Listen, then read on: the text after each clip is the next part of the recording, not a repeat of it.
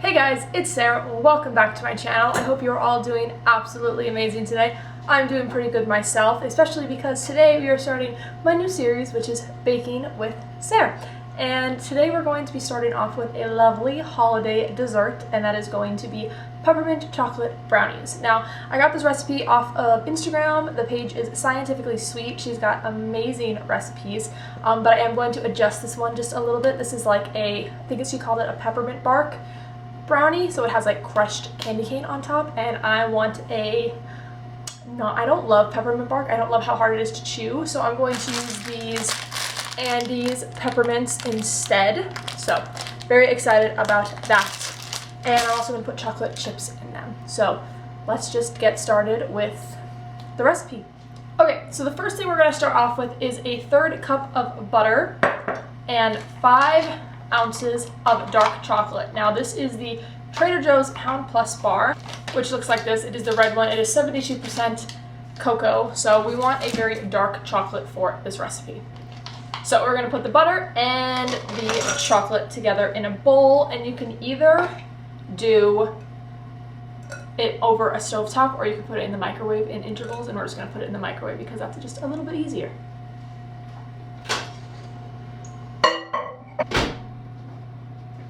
Okay, so we did a minute in the microwave and everything is starting to melt a little bit, so we will start stirring it to get it combined. So I almost have it completely combined. I'm going to put it in the microwave for like another 20 seconds just because I have a couple pieces of chocolate that don't want to melt. So I'm just going to put it back in the microwave. So now that our chocolate and butter is all combined, we're going to add 2 eggs, making sure they are room temperature, to another bowl, not the bowl that our chocolate and butter was in. So another bowl, and then we're also going to add sugar, and that's going to be 3/4 cup of sugar plus 2 tablespoons of sugar. So after we have added those to our bowls, we are going to whisk it until it is nice and fluffy. Now you can use a hand mixer or a stand mixer. I just have a whisk here, so we're going to whisk away until that is nice and fluffy. Okay, so we have beat the egg mixture and it is paler and fluffier now. Now this is where part of the change in the recipe comes. It only calls for vanilla extract, but I'm going to use some peppermint extract as well as vanilla extract. I'm going to do 1/4 teaspoon of peppermint extract because peppermint extract is very, very strong. So we want to be very careful with the amount that we're using. So we're going to do 1/4 teaspoon of peppermint extract and then 1 teaspoon of vanilla extract. Now you can use imitation vanilla extract, but I always recommend using pure 100% vanilla extract. It just works so much better. And then we are just going to stir the 2 of those together. I'm going to whisk them together. Now I put the chocolate into the bigger bowl, and I should have put the eggs into the bigger bowl because you're supposed to pour the chocolate into the eggs, but I didn't do that, so we're going to pour the eggs into the chocolate. So got my egg mixture, and I'm just going to take a spatula and pour it right into the chocolate mixture. It will give us something that looks like this, and then we're just going to stir the 2 of those together. Okay, after we have all of that combined in our bowl, we are going to add in 1/3 cup plus 1 teaspoon of flour. And once again, we're just going to fold that right into the chocolate mixture.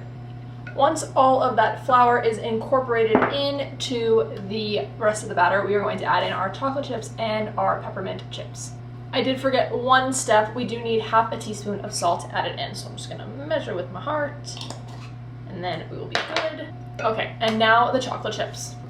So I'm going to be using 1/4 cup of Nestle dark chocolate morsels. I think dark chocolate just works way better in baked goods than milk chocolate. So we're just going to do 1/4 cup of those. And then we're also going to do 1/4 cup of the peppermint chips. Then we're just going to fold those in until nicely combined with the rest of the batter. Okay, perfect. Next we're going to do an 8" by 8" pan. We're going to line that with some parchment paper, and then we're going to put it into the oven, which is at 350 degrees. It's been preheating this whole time, so let's pour this into a pan.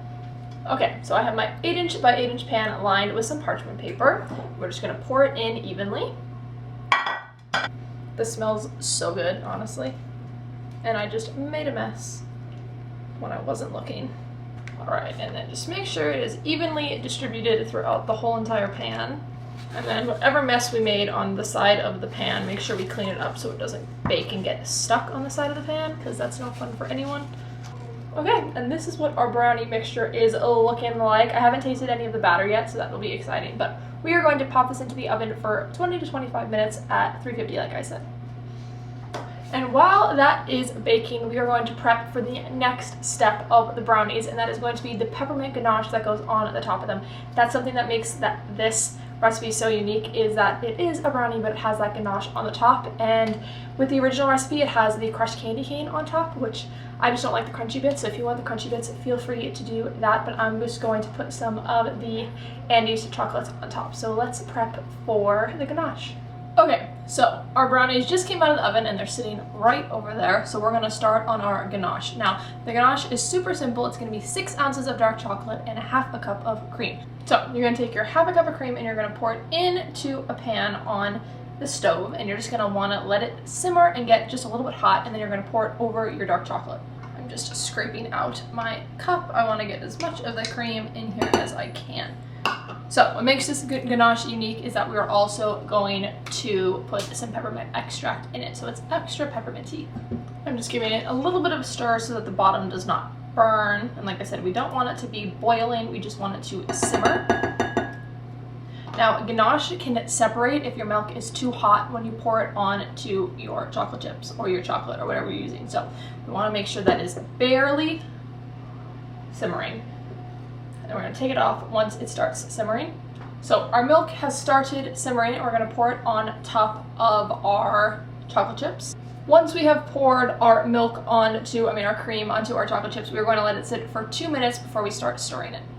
Okay, so our chocolate and milk mixture, chocolate and heavy cream mixture, have been sitting for about 2 minutes, which means we're going to start stirring it to make that ganache. So as we can see, it is slowly starting to come together. Just slowly stirring it, like I said. Now, the beautiful thing about ganache is that when you put it into the fridge, it is going to get thicker and it is going to become like a solid, so that's fun.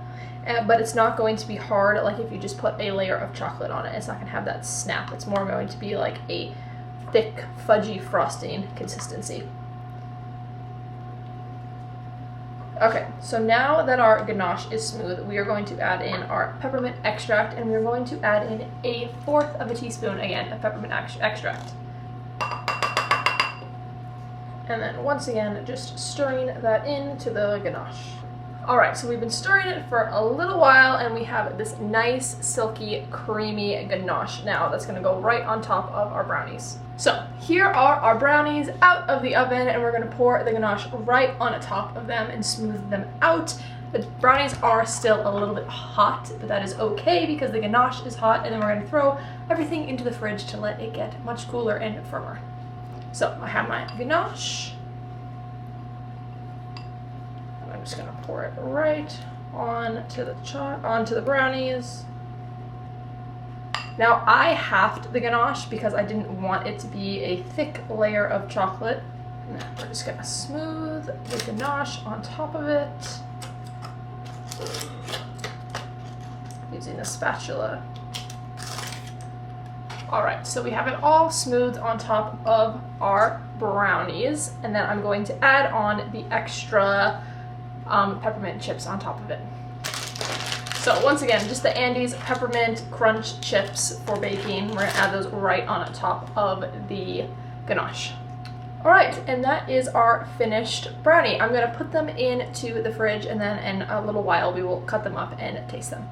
Okay, so the brownies have been in the fridge for like 30 minutes to 45 minutes. They are not completely hard. The ganache is not completely hard on them yet, but they have cooled down enough for me to be able to cut them, and I'm impatient, so I want to try them. I cut them and put them on a nice little plate, and this is what they look like. Let's give one a try.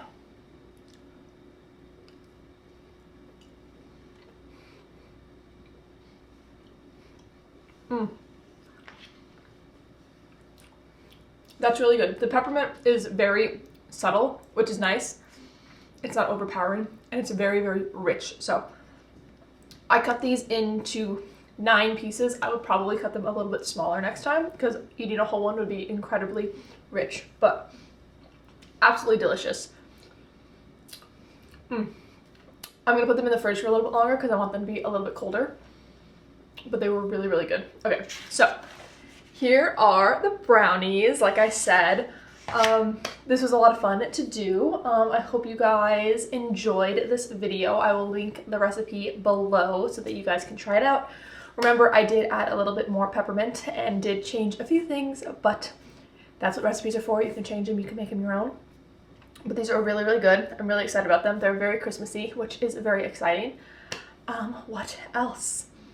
Like I said, I hope you guys enjoyed this video. My goal is to do more baking videos like this throughout the year, throughout December, because I just love baking and I love Christmas baking, and I thought it would be fun to do it with you guys. So yeah, I hope you guys enjoyed this video. If you did, please give it a thumbs up. Please subscribe to my channel.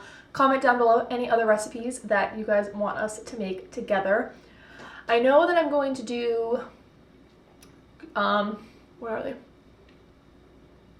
Sugar cookie bars. So instead of like sugar cookie bars.